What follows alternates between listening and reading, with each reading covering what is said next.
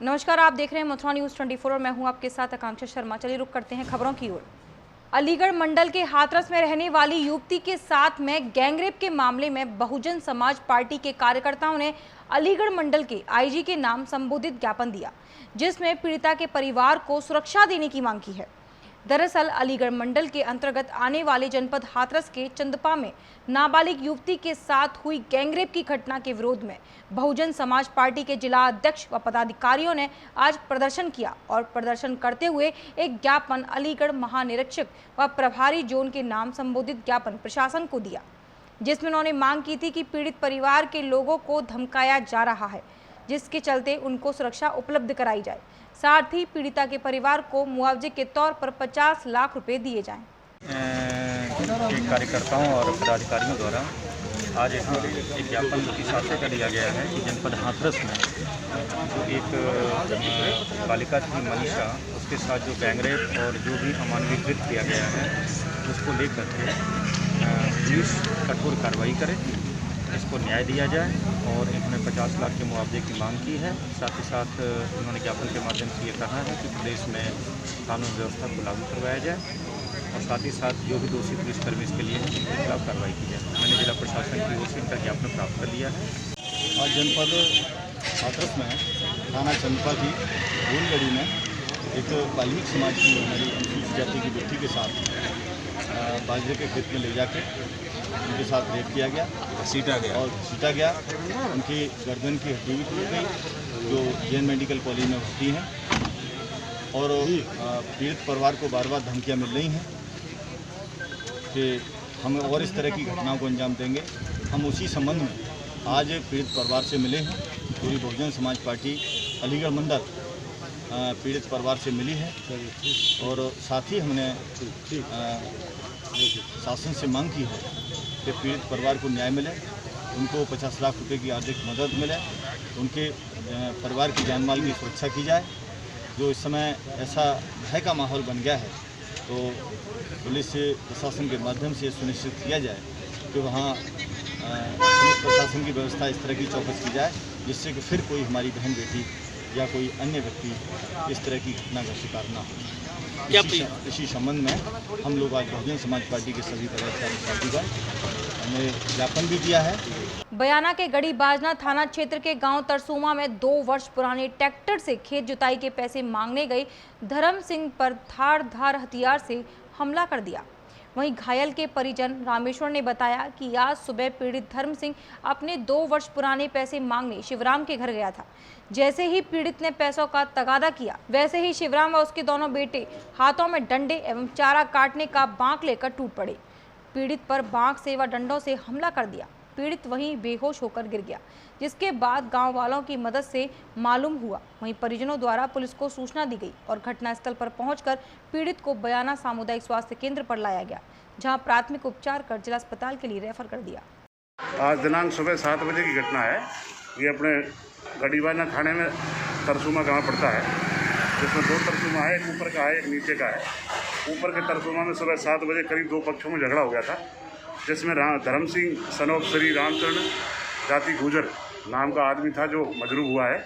जिस सूचना पे वहाँ से उसको हॉस्पिटल लाया गया बयाना, उसमें जहाँ इसको इलाज करवाया गया, मेडिकल करवाया है, उसको भरतपुर के लिए रेफ़र कर दिया है।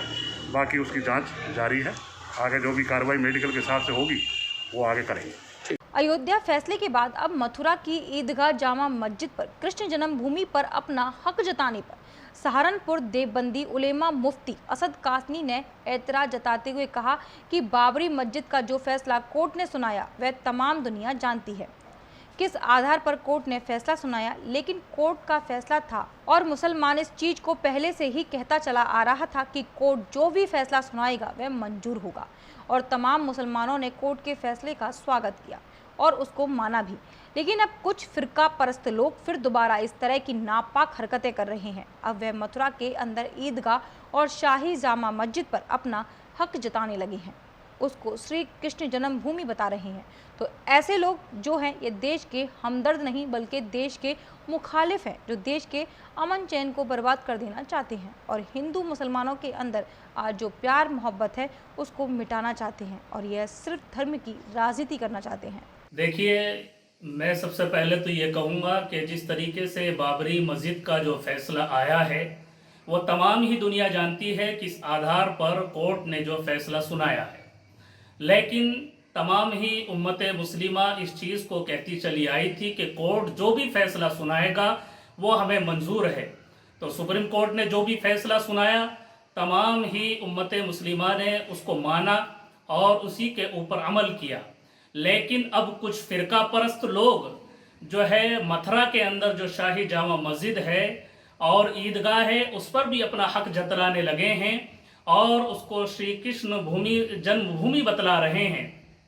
तो सबसे पहले तो मैं अपने देशवासियों से ये बतला दूं कि ये देश के वफादार नहीं हैं, ये मुल्क के वफादार नहीं हैं, बल्कि मुल्क के अंदर इंतशार पैदा करवाने वाले लोग हैं। हमारे हिंदू मुसलमानों के अंदर जो भाईचारा है उसको ख़त्म करने वाले लोग हैं और आपसी भाईचारे को ख़त्म करके हिंदुस्तान के अमन व अमान को बर्बाद कर देना चाहते हैं ऐसे लोग। तो तमाम ही देशवासियों को ऐसे फ़िरका परस्त लोगों की बातों पर ज़रा भी ध्यान देना नहीं चाहिए और इस मुल्क के अंदर अमन व अमान के साथ में ये कोशिश करे कि हमारा मुल्क किस तरीके से तरक्की करे और किस तरीके से आगे बढ़े। मथुरा में शहीद आजम भगत सिंह सेना के कार्यकर्ताओं की ओर से देश के महान सपूत शहीद आजम भगत सिंह का जन्म मनाया गया। इस दौरान मथुरा के डैम्पियर नगर स्थित भगत सिंह की प्रतिमा पर फूल मालाएं अर्पित की। भगत सिंह सेना के कार्यकर्ताओं ने कहा कि आज़ादी की लड़ाई में शहीद भगत सिंह और असंख्य देशभक्तों ने अंग्रेजी साम्राज्य के जुल्म सही, वहीं अपनी पीठ पर लाठियां खाने के साथ साथ मुस्कुराते हुए फांसी का फंदा गले में भी डाला और शहीद भगत सिंह नौजवानों के लिए प्रेरणा स्रोत हैं। इसी दौरान नौजवान पीढ़ी से अपील की गई कि नशे को त्याग कर अपनी सोच, खेल, विकास और समाज सुधार की गतिविधियों में लगाएं। आज क्या किसके द्वारा यहाँ पर किया गया? आज हमारे संगठन शहीद भगत सिंह सेना ने हमारे युवाओं के प्रेरणा स्रोत महान क्रांतिकारी शहीद आजम भगत सिंह का जन्मदिन मनाया है। हमने किस तरीके से बनाया जन्मदिन, क्या करा? हमारे संगठन है, हमारे कार्यकर्ताओं ने बड़े ही जोश के साथ में शहीद आजम भगत सिंह जी का जन्मदिन मनाया गया है। हमने पिछले साल भी यहाँ पे प्रोग्राम किया था, लेकिन इस बार कोरोना की वजह से हमने सिर्फ माल्यार्पण का एवं प्रसाद बांटने का ही प्रोग्राम रखा है, क्योंकि कोरोना जैसी महामारी चलते हुए देश में हालात अच्छे नहीं हैं। इसीलिए हमने एक सादा तरीके से शहीद आजम भगत सिंह जी का जन्मदिवस मनाने का निर्णय लिया है। इगलास कोतवाली क्षेत्र के गांव रुस्तमपुर गौतना में रहने वाली एक महिला ने गांव के प्रधान पर उसके खेत में शौचालय बनवाने का आरोप लगाते हुए जिलाधिकारी से शिकायत की है। दरअसल गांव रुस्तमपुर गौतना निवासी विजय देवी का कहना है कि कुछ समय पहले गांव के कुछ लोगों ने उसके खेत में भगवान की मूर्ति लगा दी थी। इसकी शिकायत उसने डीएम से भी की थी। अब मूर्ति के समीप ग्राम प्रधान द्वारा उसके खेत में शौचालय बनवा दिया गया है। वहीं पीड़िता का कहना है कि शिकायत पर हल्का लेखपाल द्वारा मौके पर जाकर जांच भी की गई। लेखपाल ने गाटा संख्या 127 के आंशिक भाग पर शौचालय निर्माण किए जाने की रिपोर्ट अधिकारियों को भेजी, जिसके बाद भी उसके खेत को खाली नहीं कराया जा रहा। इस संबंध में प्रधान राकेश चौधरी का कहना है कि शौचालय खेत में नहीं बनवाया, तालाब की बचत की जगह में बनवाया गया है। वहीं एसडीएम कुलदीप सिंह ने बताया कि मामला उनके संज्ञान में है। इस संबंध में टीम बनाकर पुनः जांच कराई जाएगी। क्या हुआ है? सर मेरा गांव रुस्तमपुर गौतना है और मेरा वहाँ 5 बीघा खेत है और वहाँ कुछ दबंग लोगों ने और प्रधान ने वहाँ पर ज़बरदस्ती शौचालय बना दिया है। मैंने काफ़ी कार्रवाई करी, एसडीएम के यहाँ डाली है, डीएम साहब के यहाँ रोज़ कोतवाली कचहरी के रोज़ चक्कर लगा रहा हूँ, लेकिन कोई सुनवाई नहीं हो रही है अभी तक। अलीगढ़ के इगलास तहसील के तहसीलदार ने पदभार ग्रहण करते हुए क्षेत्र में मूलभूत समस्याओं से ग्रसित गाँव को देखा और उनका निरीक्षण किया गया। दरअसल गोंडा क्षेत्र के गांव निठावरी में तहसीलदार इगलास सुरेंद्र सिंह ने एसओ गोंडा के साथ जाकर ग्रामीणों की समस्याएं सुनी। आपको बता दें कि गांव निठारी के ग्रामीणों द्वारा तहसील इगलास पर काफ़ी शिकायतें प्राप्त हो रही थीं। आज उसी क्रम में तहसीलदार इगलास सुरेंद्र सिंह व एसओ गोंडा संदीप सिंह ने मौके पर जाकर ग्रामीणों की समस्याओं को सुनकर गाँव का मौके पर जाकर निरीक्षण किया। निरीक्षण के दौरान गांव में जल भराव, सरकारी स्कूल के अंदर गंदा पानी छोड़ना और काफ़ी ग्रामीणों द्वारा गांव में अवैध अतिक्रमण कर रखा है, जिसका तहसीलदार इगलास सुरेंद्र सिंह ने मौके पर ही सरकारी स्कूलों में जाने वाले गंदे पानी को रुकवाया। वहीं ग्रामीणों को चेतावनी देते हुए कहा कि जल्द से जल्द सभी लोग अपने अपने अवैध अतिक्रमण हटाएं, अन्यथा पुलिस बल प्रयोग कर अवैध कब्जे को हटाया जाएगा, जिसका हट जाना भी अवैध अतिक्रमण करने वाले लोगों से वसूला जाएगा। क्या मामला था? ये ठावरी गांव से लगातार समस्याएं शिकायतें आ रही थी समस्याओं की। वहाँ कुछ लोगों ने रास्ते को अवरुद्ध कर दिया है, दीवार बना ली थी, मुकदमा भी कर दिया है और वहाँ बच्चे भी स्कूल नहीं जा पाते हैं। अब स्कूल में भी गंदा पानी लगातार बह रहा है, तो कई अवैध अतिक्रमण की शिकायतें थी। तो उन समस्याओं को मसले में काफ़ी समस्याएँ हैं और पर्याप्त पुलिस फोर्स की इसके लिए आवश्यकता पड़ेगी। उन सबका निस्तारण करा दिया जाएगा। मथुरा के ऊर्जा मंत्री श्रीकांत शर्मा 2 दिवसीय दौरे पर मथुरा आए। ऊर्जा मंत्री श्रीकांत शर्मा ने अपने निवास पर पार्टी के कार्यकर्ताओं के साथ बैठक कर उनकी समस्या सुनी। साथ ही ऊर्जा मंत्री के निवास पर पहुंचे फरियादियों की फरियादों का भी निस्तारण करने के लिए अधिकारियों को दिशा निर्देश दिए गए। ऊर्जा मंत्री श्रीकांत शर्मा ने शनिवार को देर शाम कोसी कला स्थित 132 केवी विद्युत पारेषण उपकेंद्र, बरसाना विद्युत उपकेंद्र और गोवर्धन विद्युत उपकेंद्र का निरीक्षण किया। उन्होंने निर्देश दिया कि घरेलू व औद्योगिक उपभोक्ताओं को निर्बाध ट्रिपिंग की आपूर्ति सुनिश्चित की जाए। साथ ही जनपद के चिन्हित किए गए सभी फीडर्स की लाइन हानियां 15% से नीचे लाना सुनिश्चित की जाए और लाइन लॉस कम होने पर संबंधित क्षेत्र को 24 घंटे निर्बाध आपूर्ति दी जाए। वहीं नए कनेक्शन के आवेदन के जल्द निस्तारण कर पेंडेंसी 0 रखने के निर्देश दिए। ऊर्जा मंत्री ने कहा कि सभी उपभोक्ताओं के नाम व नंबर अपडेट रखें और उनसे फीडबैक लेते रहें। राजनीति से प्रेरित है क्योंकि विपक्ष के पास कोई मुद्दा नहीं है, विपक्ष बेनकाब हुआ है और आलू की जो फैक्ट्री लगाते हैं उनको किसानों की समस्याओं से दूर दूर तक उनका कोई सरोकार नहीं है। अब बिचौलिए समाप्त हो रहे हैं, अब जिनकी दलाली समाप्त हो रही है, ऐसे लोग निश्चित रूप से किसानों का हित नहीं चाहेंगे।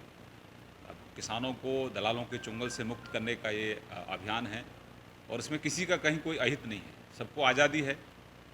और एमएसपी की जो भ्रम फैलाने की कोशिश की थी विपक्ष ने, वो एक्सपोज हुआ है क्योंकि हमारी अगली कैबिनेट में हमने एमएसपी के दाम भी बढ़ाए।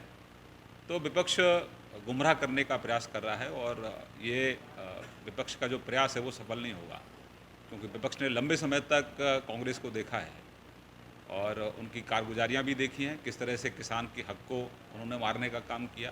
अब इस देश में गरीब किसानों का जो हित साधने वाली सरकार है, आदरणीय मोदी जी सभी गरीब और किसानों के हित की बात करते हैं, बात ही नहीं करते हैं बल्कि वो हित के लिए काम भी करते हैं। इससे हमने मुक्ति दिलाई है दलालों से किसानों को।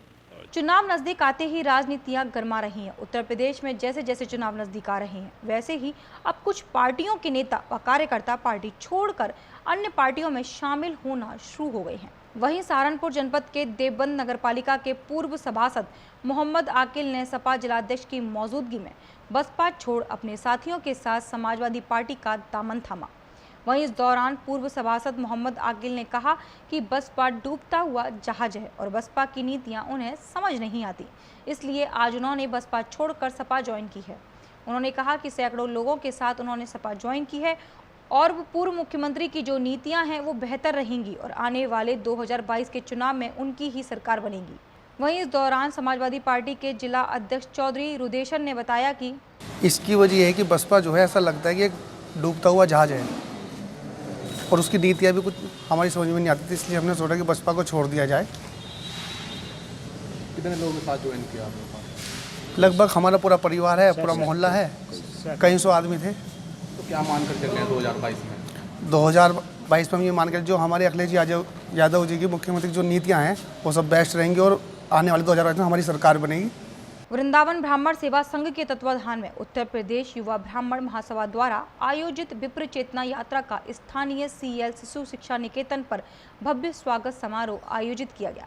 इस समारोह में वृंदावन के अनेक विप्र संगठनों ने सहभागिता की। सेवा संघ के अध्यक्ष आचार्य आनंद वल्लभ गोस्वामी ने कहा कि ब्राह्मणों के मंच भले ही अनेक हों लेकिन ब्राह्मण एक है। आज के कार्यक्रम में यह स्पष्ट दिखाई भी दे रहा है जब नगर के समस्त विप्र संगठन एक साथ एकत्रित हुए हैं। इस बीच ब्राह्मण सेवा संघ द्वारा मंच अनेक ब्राह्मण एक का भी नारा दिया गया। भारतवर्षीय ब्राह्मण महासभा के संरक्षण में उत्तर प्रदेश युवा ब्राह्मण महासभा के द्वारा आज एकता यात्रा का शुभारंभ है। यह यात्रा पूरे ब्रजमंडल में 121 ब्राह्मण बाहुल्य ग्रामों में जाकर के ब्राह्मणों की समस्या, वहाँ पर रहने वाले प्रति व्यक्ति की ब्राह्मणों की बात, उसे क्या परेशानी है और एकता के लिए, ब्राह्मण एकता के लिए ये यात्रा का आयोजित किया गया है। मुख्य बिंदु इसके सबसे पहले इस जो यात्रा का मुख्य उद्देश्य है कि राजनीतिक विहीन, हम लोगों ने इतनी बड़ी यात्रा आयोजित कर रही है लेकिन हमने किसी भी राजनीतिक दल के प्रतिनिधित्व को यहाँ आमंत्रित नहीं किया है, ना ही पूरी यात्रा में हम आमंत्रित कर रहे हैं। हमारा मुख्य उद्देश्य इस यात्रा के माध्यम से 20,000 ब्राह्मणों के पास पहुँचना है और उसके बाद यह यात्रा मथुरा में समापन होगी और मथुरा को तीर्थ स्थल घोषित कराना। उत्तर प्रदेश सरकार ने मथुरा को आज तक तीर्थ स्थल घोषित नहीं किया है। कृष्ण जन्म स्थान से 300 मीटर मात्र दूर में मीट, मदिरा और अंडे की बिक्री होती है। बताइए, भगवान श्री कृष्ण की नगरी है वो। आज हम लाइटों पर झालर लगा दें, आप हम करोड़ों रुपए खर्च करके श्री कृष्ण जन्मदिन मनावे, लेकिन जब तक वो निरर्थक है, जब तक वहाँ मांस बिकता है मथुरा में। अभी तक के लिए सिर्फ इतना ही। मुझे दीजिए इजाजत, फिर मिलेंगे नई खबरों के साथ। नमस्कार। आपकी कुंडली में छिपा है जीवन का हर राज। पाएं अपनी सभी समस्याओं का समाधान ज्योतिष भूषण आचार्य पंडित अश्विनी कृष्ण जी से। जानिए अपने जीवन का रहस्य, कैसे चमकेंगे आपकी किस्मत के सितारे, कैसे होंगे आपके वारे न्यारे। यहाँ आपको मिलेगा कुंडली विश्लेषण, हस्तरेखा, प्रश्न कुंडली, वास्तु दोष, पितृदोष, मांगलिक दोष, काल्प सर्प दोष, धन संपत्ति योग, पैतृक संपत्ति, माता पिता सुख, संतान सुख और भी बहुत कुछ। तो आज ही संपर्क करें ज्योतिष भूषण आचार्य पंडित अश्विनी कृष्ण जी से। आप इनके मोबाइल नंबर पर भी संपर्क कर सकते हैं। इनका संपर्क सूत्र है 7415402648 व 9927126607। तो आज ही संपर्क करें और जानें अपने बिगड़े हुए ग्रहों एवं नक्षत्रों को कैसे संभालें।